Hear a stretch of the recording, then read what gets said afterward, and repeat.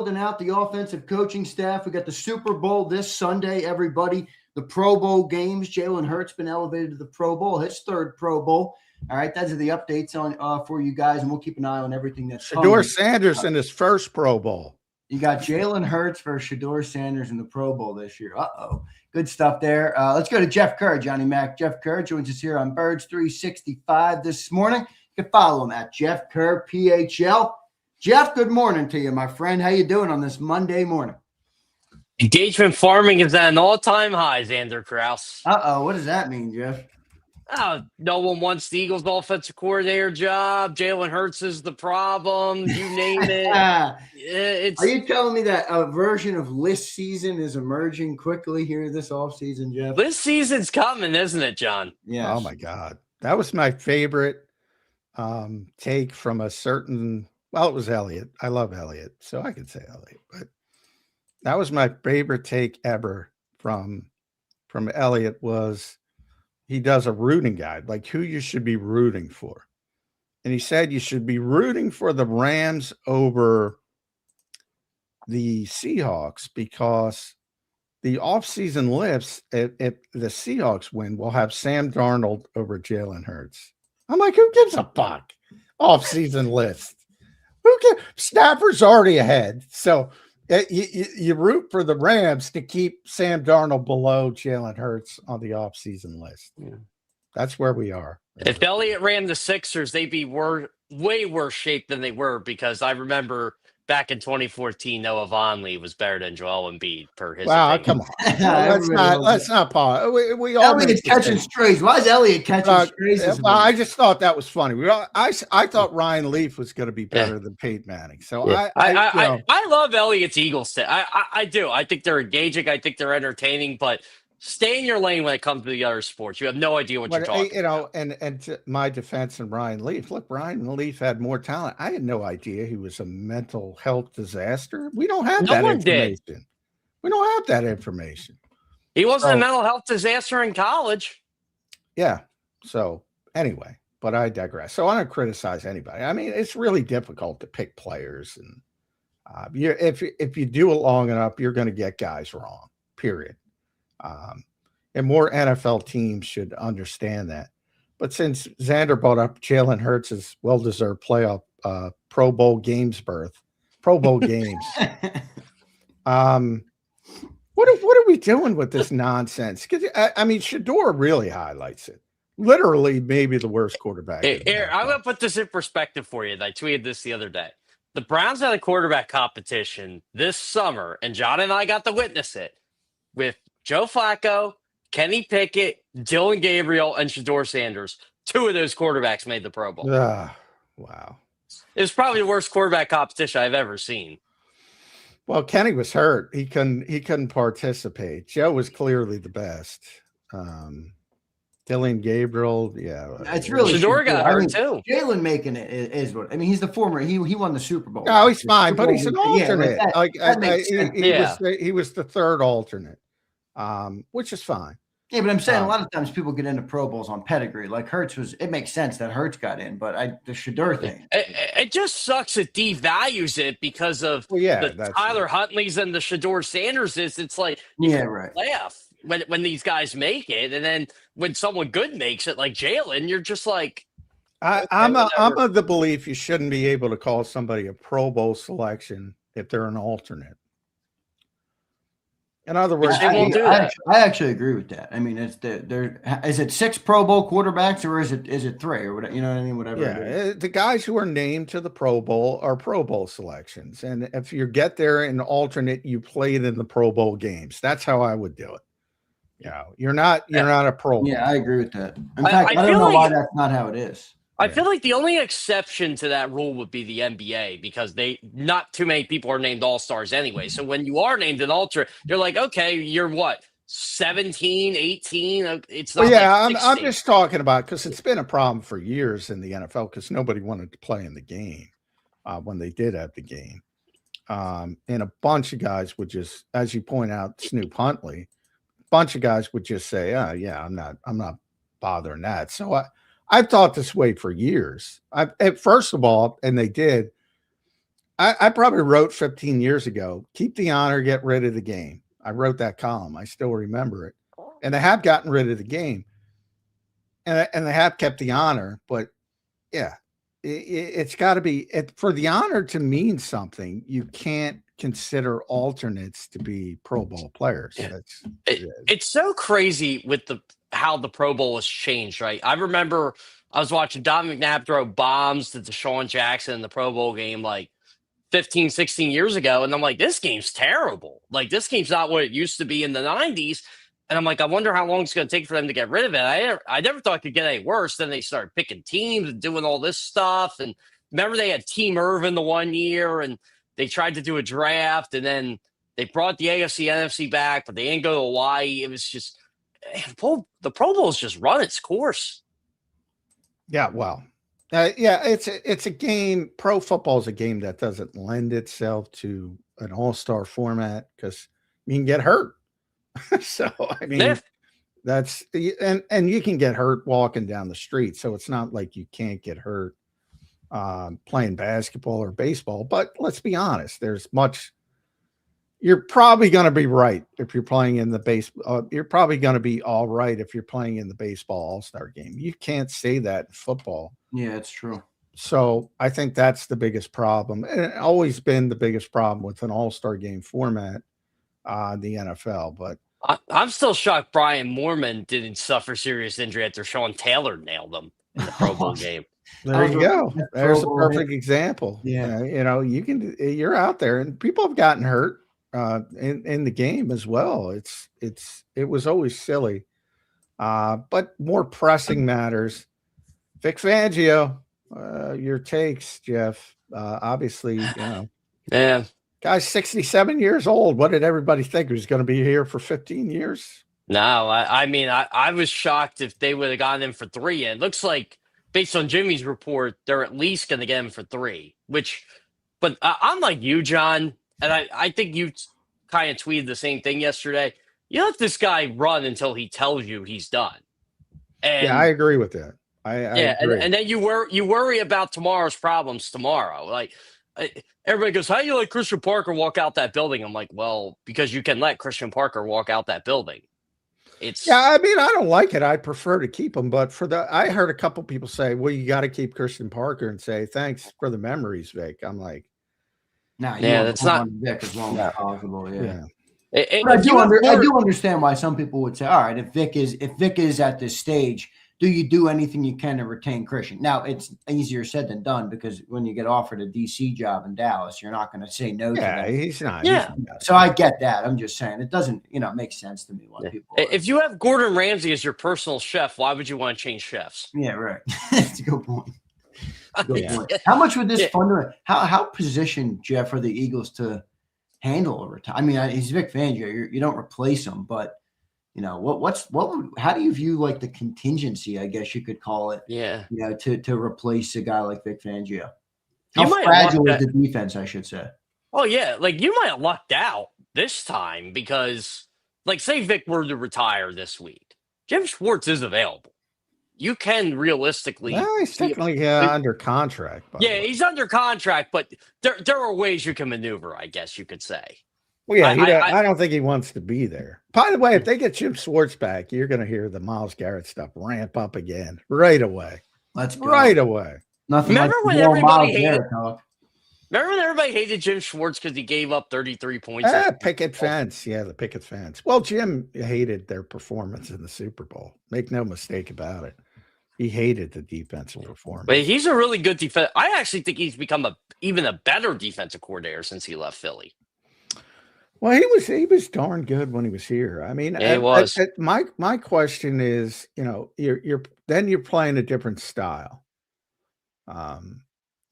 Jim plays a different style of defense, and you've had a lot of success with the Vic Fangio style of defense that so many people play now. But and Jonathan Gannon was the other name mentioned. Now he's with the Packers, but he would play a similar style. It's more the Dave Aranda version, but it's still the same sort of. What about Clint Hurt? Would you promote him? Yeah, I would. That's what I do. Yeah.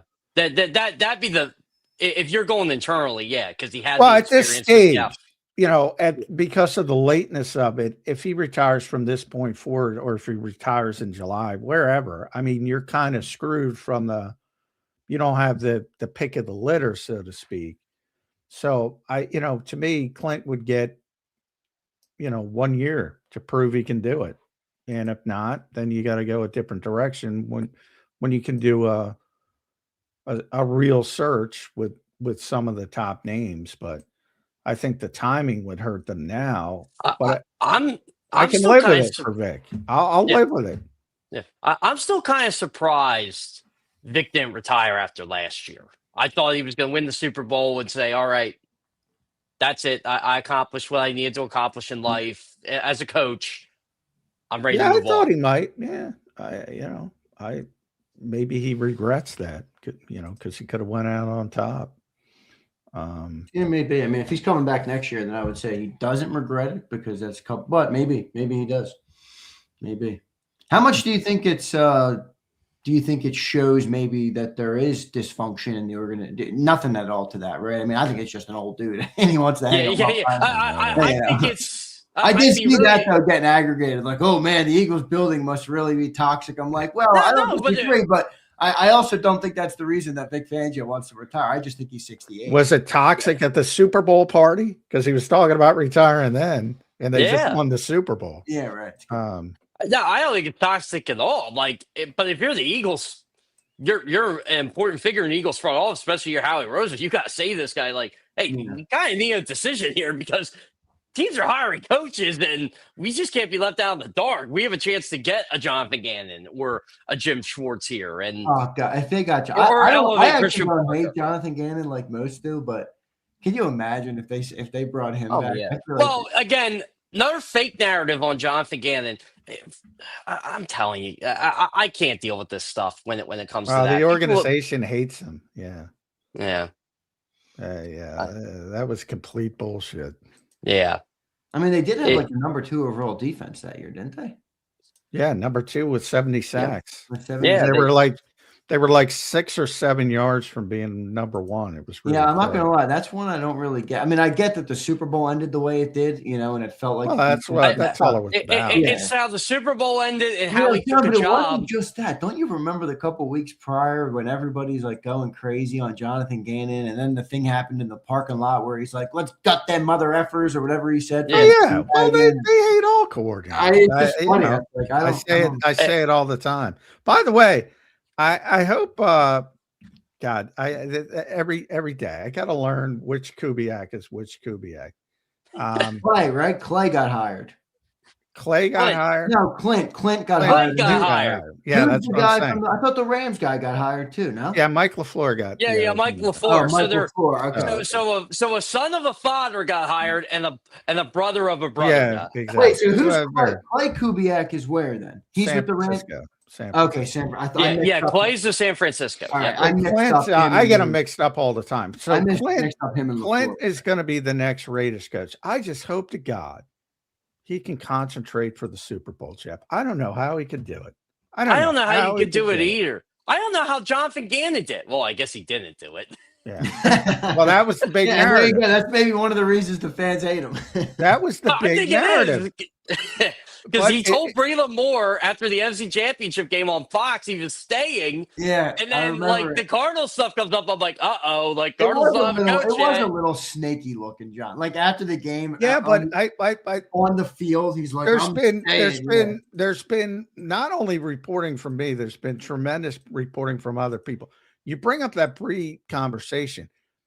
Monty Ossenfort called him to congratulate him for winning the game. That's what kicked it out. Monty Ossenfort got the job late. He didn't know when he was talking to Breland Moore. Exactly. And he said, Monty Ossenfort, who's a friend of his, said, would you be interested? Congratulations. Would you be interested? And he said, like everybody else, fuck yeah. Hey, this is what I love about this fan base, right? You know, the Eagles did the same thing back in 1994. The 49ers defensive coordinator was Ray Rhodes, and the Eagles were literally talking to him during Super Bowl week. It happens every fucking year. They just didn't formally hire him until after the Super Bowl, but he was But hired. nobody cares. Nobody cares if it's Clay Kubiak getting a head coaching job before the Super Bowl. He's not technically. They can't announce it. Yeah. But trust me, They are Clay working Kubiak. they are working towards a deal to make Clay Kubiak their head coach. Trust me, Clint. Sorry, I'm mixing it up again. Yeah. Trust me, he will do his job for the Super Bowl. These guys don't want to lose the Super Bowl. Yeah. Super Bowl's gonna be pretty good. I really think I think so many Eagles fans have this fake narrative of Andy Reid, because heaven forbid he did not win a Super Bowl here. They couldn't stomach the fact that Andy Reid ran laps around Jonathan Gannon in that Super Bowl. They can't take that Andy Reid is actually a really good coach. Now you're going, I mean, did Gannon tell those guys to blow fucking coverages? Yeah, exactly. You know, what nobody ever blames the players. Nobody. No one ever blames Aaron Sipaceder. Well, yeah, I do. I do too. He was hard in that game. Special teams is maybe one of the biggest. Michael Clay's unit had a way worse Super Bowl than Jonathan Gannon. Well, I blame Howie Roseman for that one, because they were letting Brett Kern. Remember, Aaron Cepas got hurt, and they felt the loyalty to Aaron Cepas. He was working his way back, really working hard to get back, and he got cleared for the Super Bowl. And instead of letting Brett Kern punt, he said, we got to let Aaron Cepas punt. And it fucked him. And let's be honest. Brett Kern wasn't great at that. He was like 100 years old, but I guarantee he would have kicked the ball the right way.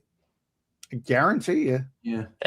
That's a game I just keep watching myself, and just all the blown opportunities they had. Like, I mean, that 2022 team could have really been something special. Like on the occasional, and it happens, very rare. And this is why Vic is big. It happens. It's astonishing how few blown coverages the Eagles have for all the coverages they call or Vic calls. But when they do blow a coverage, it ain't Vic's fault. Well, John, it's Quinion's fault. This would be my question and Jeff, you can chime in here too, but really for John, because of a point that he's consistently made on the show.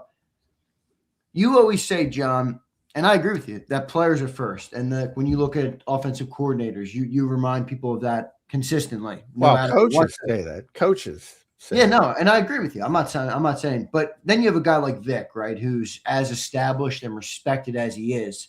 And then it's like, all right, if he hangs him up, how much does that hurt the defense? Because in theory, yes, players first. But Vic also, for the job of a coach, does it as good, if not better, than everybody else, of his peers. How much does that loss matter?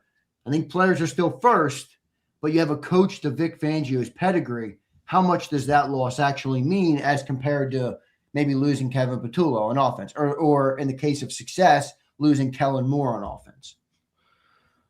Well, it's frustrating me that people say I don't think coaching matters, because it does matter. It just doesn't matter as much as fans think it does. But yes, obviously, Vic Fangio is better than most defensive coordinators. I would say all defensive coordinators. Yeah. Whereas Kevin Patullo was a first-year play caller learning on the job. So there's a big difference from the standpoint of that. And you'll see there's going to be a big difference whenever Vic does retire and whoever takes over for him. They're up against a high standard. But, Vic's been coaching for 40 years. He's got one Super Bowl. It's always great. People have been, for about 15 years, he's been the guy. He's the Kyle Shanahan of defense. He's the Sean McVay of defense that everybody copies. I tried to tell everybody this before the Super Bowl, and they were raving about Spagnuolo. I said, well, Spagnuolo is great, but who does everybody in the industry copy? That's Vic Fangio. That tells you more than anything else. Steve Spagnuolo even said, well, if I go Hall of Fame, you better reserve a spot for Vic. Yeah, I mean, and he's won one Super Bowl. That's it. He's had one number one defense. Yeah. That's it. Because ultimately players matter more. And one of the things, Sean Mannion is going to be better than they were last year. as a 2-year. I have much confidence in that. And I the do reason too. I have much confidence in that is because the players played so poorly last year as a group. All had down years almost to a man. I think they will rebound. I think they will be focused. I think they understand how poorly they played at times. And I think they will be better. And therefore, Sean Mannion will be perceived to be better, at least early, because the offense will look better simply because the players will rebound from poor seasons. And another thing, jobs are probably going to be on the line if they have another bad year again, because you can't pay all these guys and have jobs two are on the underperforming years. 100%. Like, fool me once, okay. Fool me twice. I don't know. I agree with you, Jeff. There's no doubt about it. No doubt about it. And Yeah, I agree. I agree with your layout as well. It is interesting with with like, you think the offense can be better. I agree. I mean, there are a bunch of good players, and none of them played well. Just like you said, they'd come back to earth after Saquon Barkley runs for 2,500. How much does the defense potentially drop, or will it not at all? Well, I think the with the defense, loss of if Fangio. Vic goes, because they played at such a high level, I think it will drop. Me too. If Vic goes, but But if you have Vic next year, I mean, why not expect the top 5 unit again? Oh yeah, Vic's here. Yeah. And they're young and ascending and getting better. There's a lot of uncertainty on offense as well. We don't know if Lane's going to be back. We don't know if AJ's going to be back. Goddard's another big Dallas. So there's a lot more uncertainty from a personnel standpoint on offense. John, do you think the Vic news that Jimmy reported was Adam Schefter's big bombshell team thing? I think Adam was. I listened to that and it was a throwaway from Adam. It was a throwaway, yeah. Well, it does look like now that this is what he was talking about. Well, I don't know if he was or not, but that's what it looks like. I saw somebody already commented earlier. See, Schefter was right, John. Well, yeah. Well, I talked to somebody at 97.5 and they don't think so. Because they know that Adam doesn't give people a lot on those purposefully on those calls. So yeah. Anyway, but believe what you want to believe. Yeah, I think it was a throwaway. I think the more interesting Schefter comment came on ESPN because that's where he gives his information because that's who pays him the most. He gets paid to do those spots as well. But when he talked about maybe Nick Sirianni will call the plays, which concerned me. Yeah, I didn't want that. Because that not because Nick can't do it, because he has steadfastly said over the years that he doesn't want to do it. So that concerned me from the standpoint of. But wasn't that before they hired Mannion though?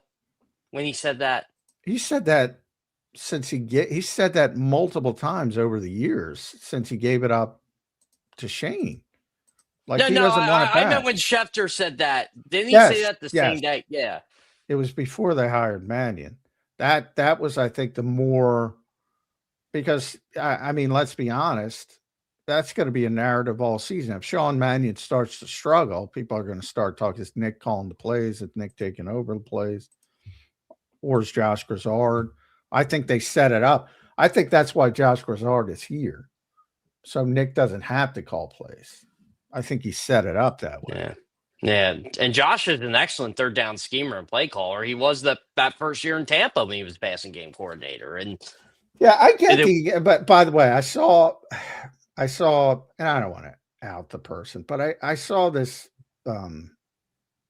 This is what you're going to see under Sean Mannion type. And I get, we're in the world of content creation and blah. And I get people have to create content.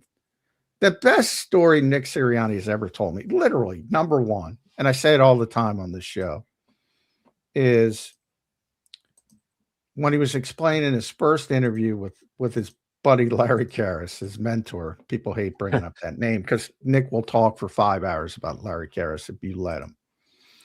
And I've already told the story, but I want to tell it again to emphasize it. Larry Karras, young coach, he said, "All right, let me hear it. What kind of offense are you going to run?"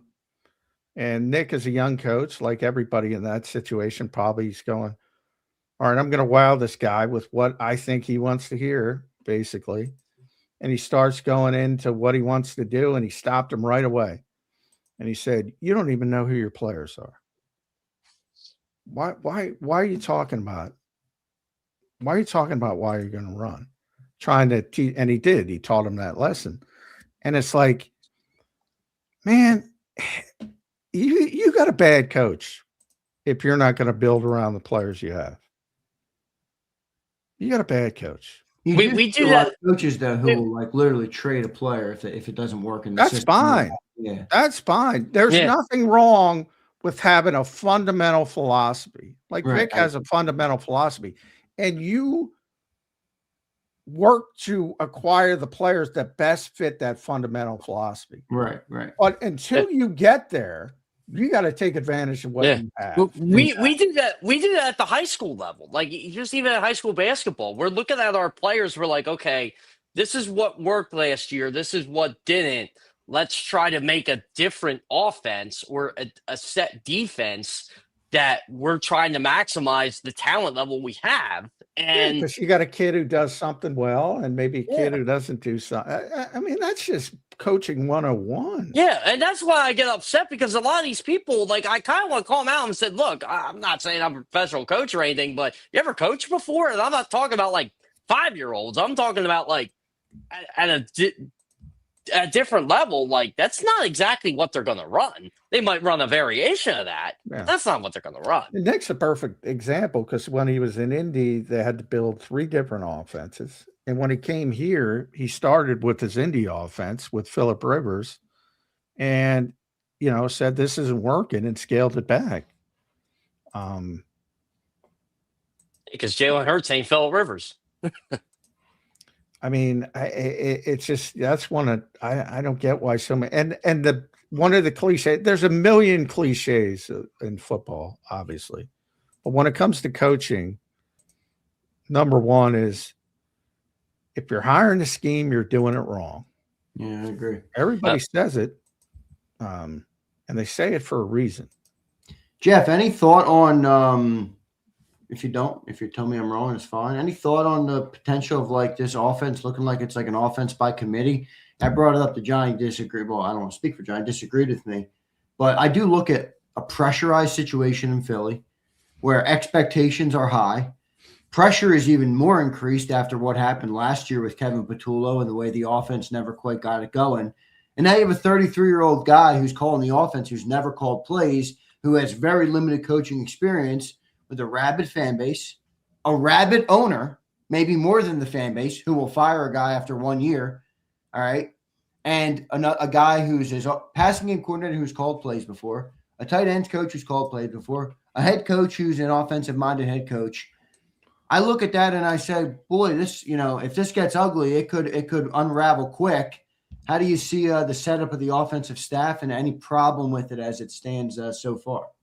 It's a very young offensive staff, too. Like, you brought up Mangan's age. Josh Grizzard's what, 35, John? 35. Yeah. He's got the 1 year play calling. I don't know. Does that matter? But he was also a very young, inexperienced play caller, too. And you saw what Tampa Bay did. Jason Light said, see ya. We collapsed. Which we do agree wasn't really on Josh Grizzard. I mean, they had a lot of injuries. A lot of injuries. Yeah. Especially at the wide receiver position. And that's why I said Philadelphia's not unique. In fact, they're ordinary when it comes to scapegoating. Everybody does it. Yeah. There were 21 offensive coordinator positions available this year. It's ridiculous. Yeah. Yeah. And the only guys – that is insane. Yeah. It's who put it up? Mike Clay put it up.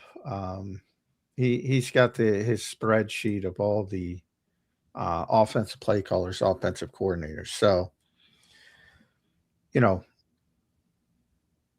only ones who have any continuity are the guys who are head coaches that call plays.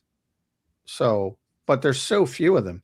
Like Joe Brady's one now. He's been doing it since 2023. Patriots will have it with Josh McDaniels forever because no one's going to hire him again. Yeah, well, you would think. You would think. Right? It wouldn't surprise me if they. I would not touch that guy if a 10-foot pole would be my head coach. Zach Taylor's been doing it since 2019. It's amazing he's still got his job, but he's still doing it. Matt LaFleur's been doing it since 2019. Deservedly so on offense. Defense, you got some issues. Sean McVay, obviously, since 2017. Kyle Shanahan Since 2017. Everybody else, 2026, 2025 with Ben Johnson, Schottenheimer 2025. DeMeco Ryans fired Slowick after 2 years? Yeah. Nick Caley 2025 to your point with Houston. Liam Cohen, obviously 2025. He was the reason Josh Grizzard got fired because they had a top 5 offense under Liam Cohen. Oh, Andy Reid 2013. He's the biggest. I missed him. Speaking of coaches, I've always been high on Gerard Johnson. You want to blame players? Man, CJ Stroud has really hurt that guy's career. Yeah. Because I thought he was on the up and up after CJ's first year. And it seems like he's going to be stuck here as a quarterback coach there, or he's not going to be a quarterback coach there anymore. Well, I know he might be the scapegoat, but would have been a tough sell to hire him here after that year. Yeah. After the descent of CJ Stroud. So everybody. If I were Houston, I would move on. I would trade him this summer. He's costing them, man. That defense is good enough to be great. Who are you going to get that's better? I don't know. If I get it. Yeah, that's the issue. By the way, guys, what about Minnesota blowing out Kwesi? Yeah, how about that? Yeah, we haven't even talked about that yet. I know. I can't believe I forgot to hit you with that in the open. So why do we really think he got canned? Oh God! Seriously? I've been I know. The worst personnel decision of the century. Yes, thank you.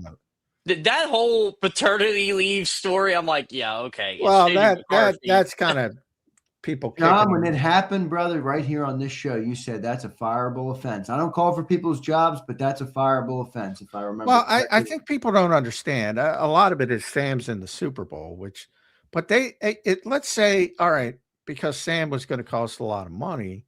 And he was coming off a bad playoff performance, and you did draft a kid near the top of the draft. So, but then you had Daniel Jones in the building, and you said, and you let him go.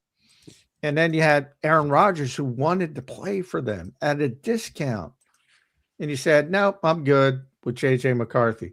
I'm like, there's an example of, and I like Kwesi, and I know Kwesi, and he's a good dude, But there's a guy who said, no, I drafted a quarterback, cost effective. He had that analytics instead of owning up, saying, hey, you know what? Maybe this guy ain't it. And yeah, I agree with you, John. And look, Justin Jefferson is not happy right now. Why would he be? He went from. What bothers me about the whole Darnold thing, besides letting him leave the building, is it's not like he signed for a lot of money. 3 years, $100 million is one heck of a deal for a quarterback. Well, it is. It is. And they should have re-signed him, and now they know it. But now it's too late. He's going to go win a Super Bowl. And live with it. That's your decision. Yeah. But, I always say, doesn't matter how you find the quarterback. If you find a quarterback, hold on to him. That's to the point about CJ Stroud. As bad as it is, you're not going to get better. So you better just figure out how to build as best you can around him and get him better.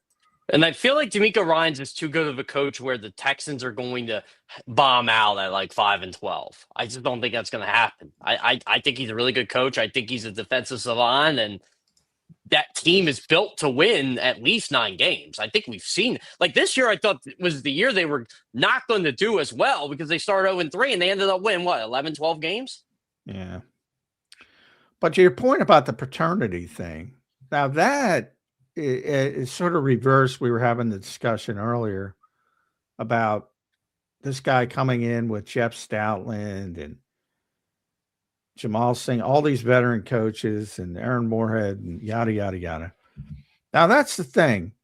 Because there are a lot of people, you had a lot of white knights out there saying, how could you dare question Kwesi taking paternity leave? Because nobody fucking does it. Yeah, no one does that. You're living in a culture. I'm not supporting the culture, but I'm also being a realist. You're living in a culture where all your scouts and all your personnel people live that life, and you're trying to lead them. And you have this new age mindset, which might be better. Not might be, probably is better for I think it is better. Yeah. For quality of life. Overall health, yes. But it doesn't matter, man. You remember Ryan Grigson's out there. He used to work for the Eagles. He's an old school former GM, longtime personnel guy. Which I also know Ryan. You jumped over all those people who have been living that life, and then you're trying to lead them, and they have that mindset. That is really difficult needle to thread. That is a really difficult needle to thread. Yeah. When you got coaches and scouts working 18, 20 hours a day. Oh my God, scouts are the most underappreciated people in football. They're always on the road. They live out of a suitcase. They work ridiculous hours. They don't get paid that much. They miss their kids' stuff, their wife's stuff if they're married. Yeah. They miss everything. Was it Kurt Warner that said it? I don't want to put words in Kurt's mouth. It might have been Kurt that tweeted. Someone tweeted it that said, if you want to live that life, you have to be prepared to give all that stuff up. Yeah. Fair or not. That's tough. There's no doubt. Like we say it as journalists sometimes. John, how many things have you missed over the years? Oh my God. I tell that one time, this is the life we've chosen. The one editor I had, I guess, just shut up, dude. Yeah, we know, but don't emphasize. We all know. Yep. Yeah. Don't emphasize. You just deal with it. All right, you ready? AJ Brown, keep, trade, restructure. What do you think? Keep. I wouldn't let that guy go anywhere. He's too good. I don't care how mad he is. Well, what if he makes it untenable? Well, he would have to demand it himself, which I don't know if John do. You talk to AJ more than I do. You think AJ has the cojones to say, I want out of here? I think he's got the cojones. I do wonder about the I think he's already aspect. said it. Yeah, I think. But he does it in his own way. I like when I miss the days where it's like, I want out of here. See you later. Yeah, well, Jeff. I mean, remember, Jeff, though, there was reports that came out, earlier this offseason about him requesting a trade as early as before the deadline this year. Yeah. The thing I want to hear him say it or him tweet it. That's what I want. It's not going to happen. You might not, though. You might not. We can't only. I just don't like this whole backdoor channel stuff. That's how that's reporters, man. Reporters, what I mean. That's not even reporters. Like players do this now. Like I just don't. If you want out, just say it. Yeah, but they might. Some people might not go about it publicly. The thing I would wonder with AJ, and John, you'd know more about this than me, is AJ has said in the past, like, and I've always thought he was not lying or being, dishonest. He does like living here. Like he does have kids. He's got a fiance. I don't know if he's married yet. Does he like the area enough to be like, yeah, I'll play there. He's great for the community. I don't know. That's what I mean. I know he's got kids. I know he still lives in Nashville. Like his actual he does. home. He does still his actual home is in Nashville. I mean, I thought he lived here more full time because he did say like last summer he was around all summer. Remember he tweeted that out.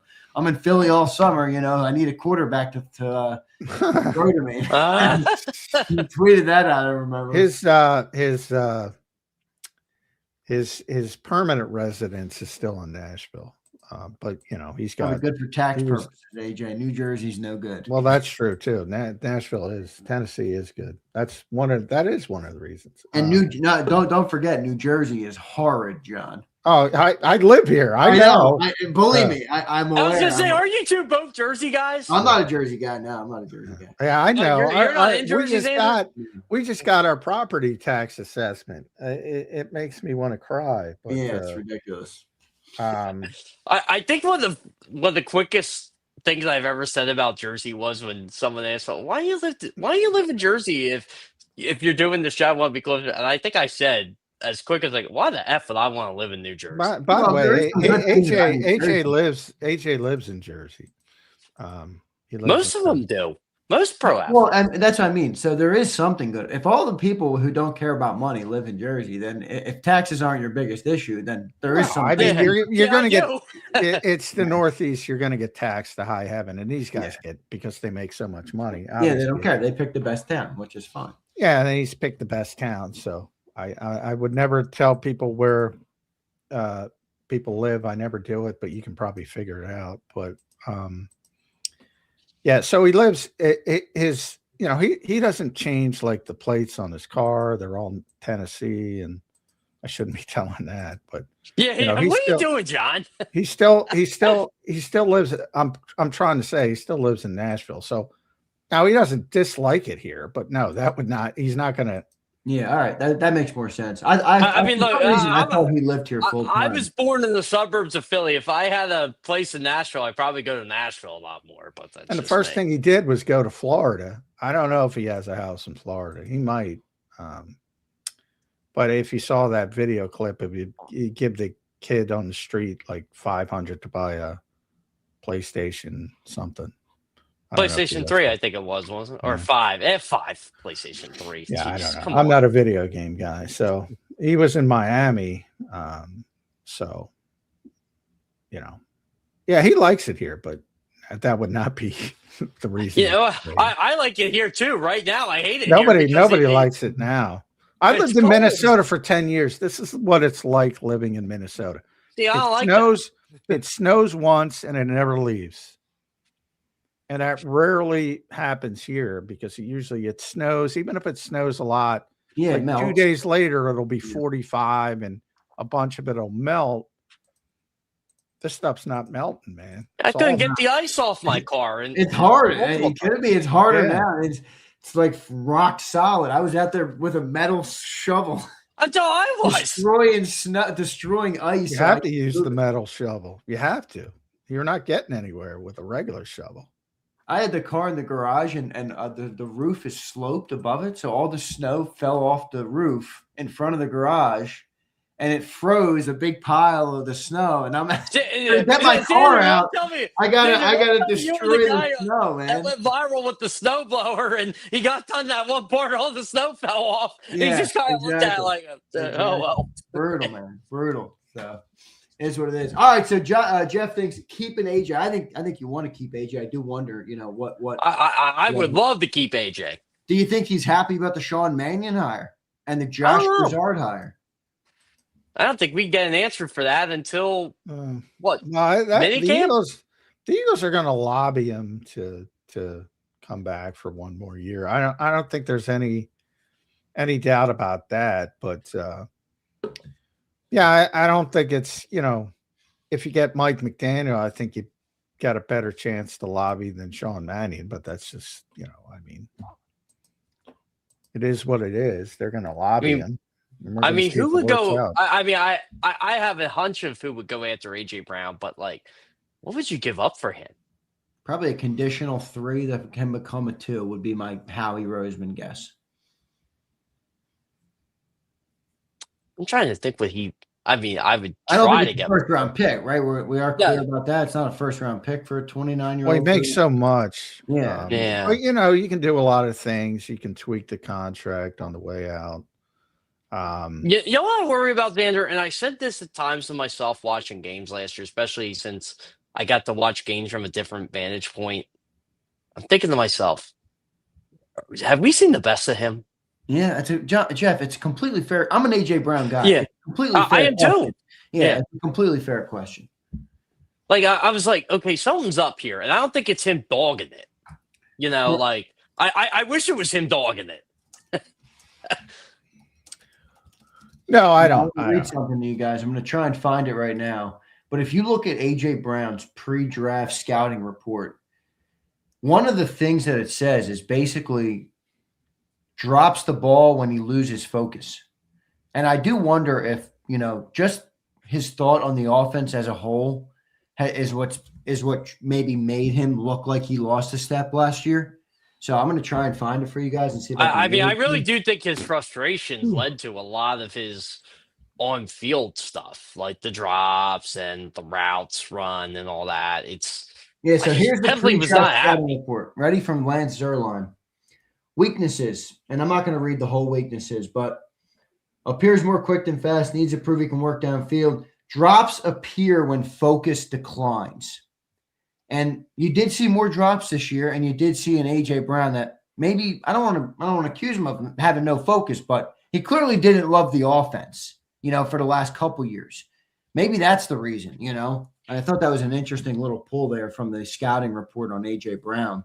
By the way, Lance Zierlein is awesome. Dude, Jeff, this guy's like Nostradamus. I go back and read Lance Zierlein's reports like years later, and I'm like, holy shit, he nailed this guy. Oh, no, I love reading that stuff. Like, if you read a player from, 2005, Zierlein, got his fingerprints on it. I know. It's pretty good. It's awesome. It's pretty good, man. He is pretty good.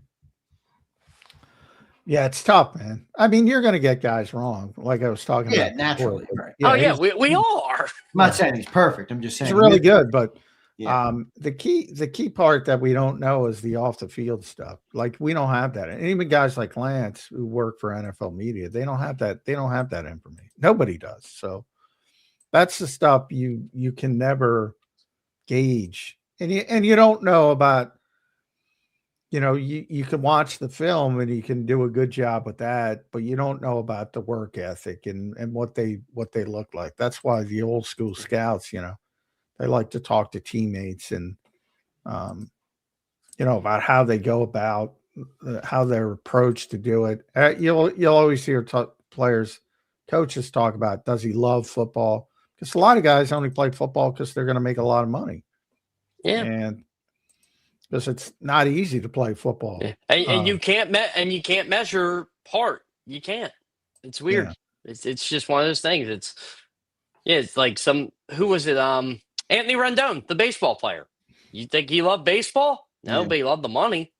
Of course. All right, Jeff. Now hit me with this. Eagles free agent power rankings. All right. Who is most important to sign? You got guys like Nakobe, Goddard, Jalen Phillips, Reid Blankenship, who I think is an interesting name. I do too. I don't think he's as simple as people think. Oh, let him go. Who cares? It's Reid. I don't know. I think Vic likes him. Maybe you give Vic what he wants potentially. Free agent power rankings. Jeff, go ahead. Jalen Phillips would be one. I think they need to bring him back. I thought he was a really good fit for him. I thought that defense elevated when they got him. I thought he was not that premier pass rusher they needed, like a Myles Garrett, but he was more than good enough. Is there a ceiling there on the number? Is there a walkaway number you'd have? Oh, man. I think he's going to get paid this offseason. I do too. By the way, those people have started putting out their projections. Brad Spielberger was great at that. He was the best. He was so good. It stinks we don't have him doing it. Yeah. But he works for an agency now. He can't do it. Boy, there were some really low projections on Jalen Phillips that shocked me. I see a top 10 free agent in this class. He's definitely, I think, a top 10 free agent, right? Shocking. I'm trying to think of the pass rushers that are available. He might be the best one. Well, Trey Hendrickson, but it depends. Oh, well, Trey, but Trey's older. You really want a 32-year-old guy, but his age and by the way, did you see the number the cap is going to be? Insane. $300 million. So I saw 1 year for $15 million. I'm like, well, that's a no fucking brainer. Yes. Where do we get them at for that? Yeah, where'd you see that? I think I saw that too. Is that PFF 1 year? PFF 1 for 15, and then I think Spotrac had 3 for, which was 54 maybe. 54, I think it was. Which again is not a bad deal. It's the Achilles and the knee. Did you guys see Nakobe Dean's projection? Yeah, it was huge. It was insane. It was like it was more than Bond got, I think. 3 years. You know why? Because he's a really good linebacker, and Dallas needs a linebacker. So I think they're putting 2 and 2 together. PFF needs Brad back, man, because those are some shitty projections. Who was it? Well, remember when TJ Edwards got, like, we knew TJ Edwards was a good player. We even thought that was a lot of money for him. It turned out he's living up to that contract. Yeah, he's been a really good player with Chicago. But I remember when they signed him, we're like, oh man, you're the Eagles. I can see why they didn't sign him. Number, Jeff, on Phillips, because I put mine at 20, and evidently my walk away number is now 12. Evidently, yeah. I'm like Xander. I put him at 20. I'm like, okay, like that's pricey, but I'd still do it. But 15, sign me up. Yeah. But I mean, that's not even a decision for Howie Roseman. I mean, the cap is going from like 279 to 306. Yeah, is that what it landed on? 306 or well, it's like 302 to 3. It's not. This league is booming, guys. It is booming right now. It is. It really is booming. They can't. I hope they don't rest on their laurels. They got to keep. And I could argue that the product hasn't been as good. That's what I mean. And it's booming. Oh, there's no doubt the product stinks. John's been bitching about the product every day. For it's a shame, guys. And Xander, I know you're a racing fan too, but like I grew up in the NASCAR heyday. I thought there was no way NASCAR could mess this up, and they messed it up. I keep saying it, like there's no way the NFL can mess it up, but you're seeing the signs. They could, yeah, they could. They could. I just don't. I just think people are brain dead right now, and they don't realize like the football is not that great. So the official, I just got so right now they went halfway. So the projection halfway would be 302 to 306, but the projection sort of halfway that they're working with, this is Spotrac, 303.45 million. Last year was 279. It's like, and Jalen Phillips is getting 1 year for 50. That's the only edge rusher on the market at a decent age. That's a bargain. What are you kidding me? Yeah, sign me up.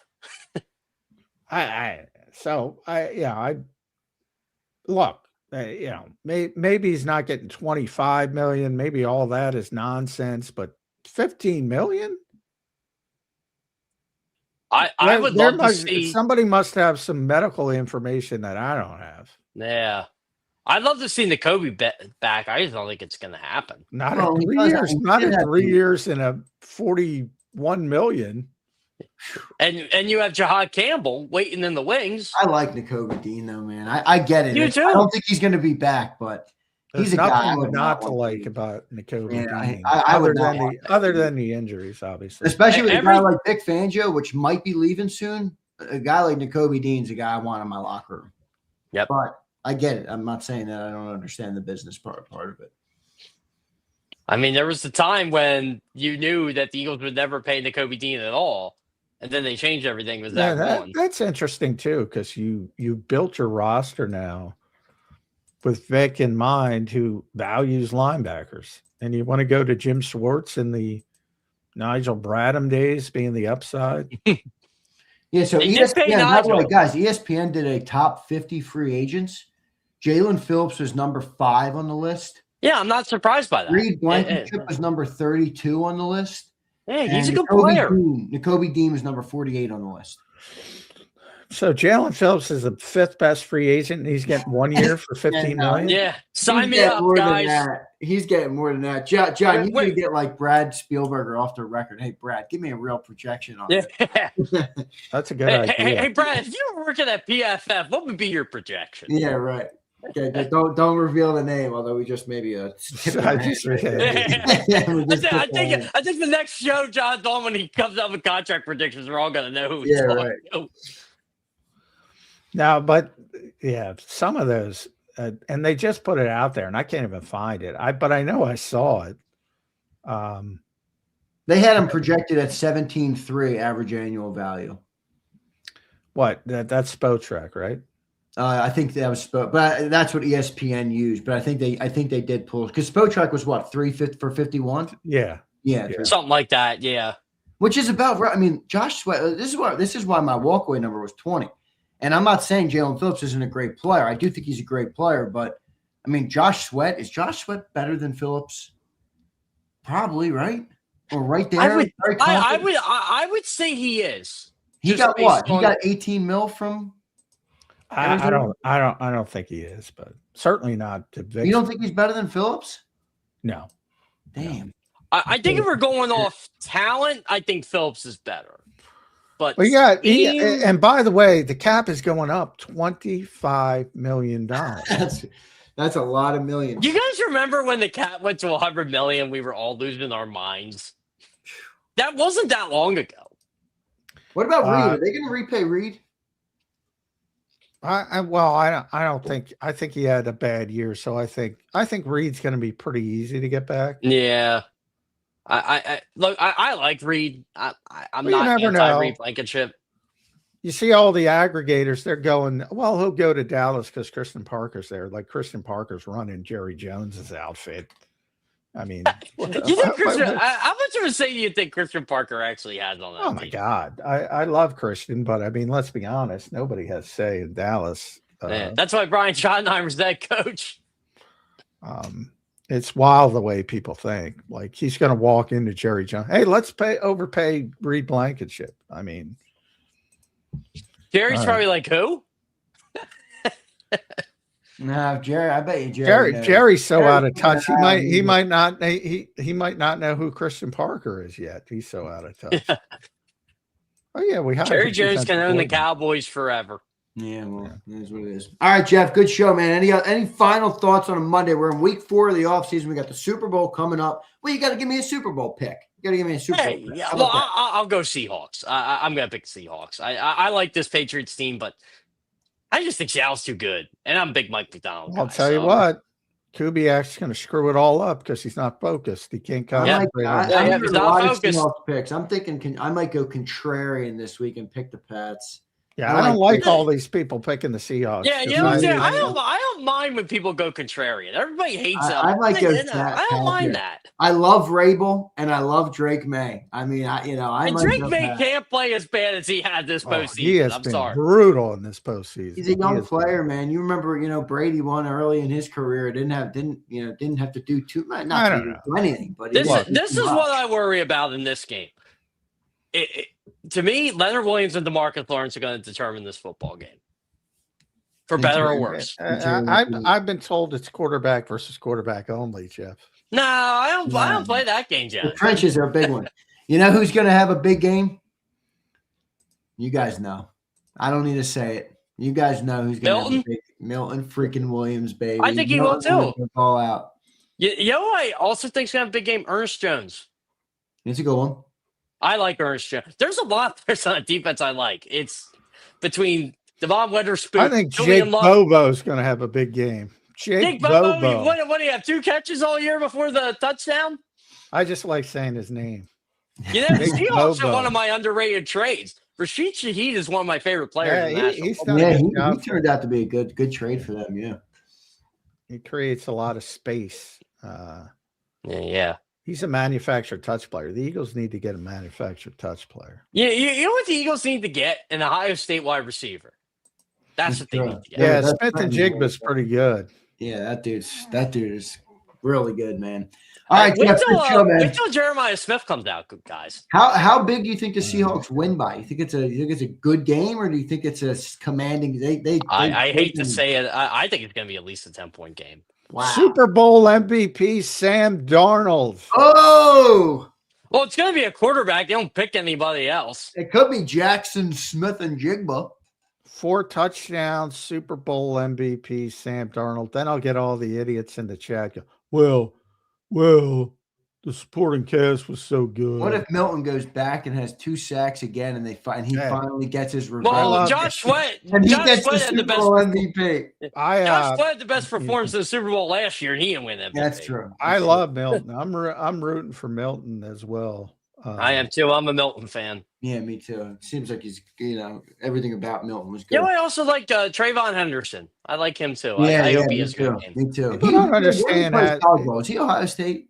Who's that? Yeah. Trayvon Henderson's Ohio State. Yep. They don't play him enough. They should play him more. People don't understand how you can root for people. Like I root for people. I root for.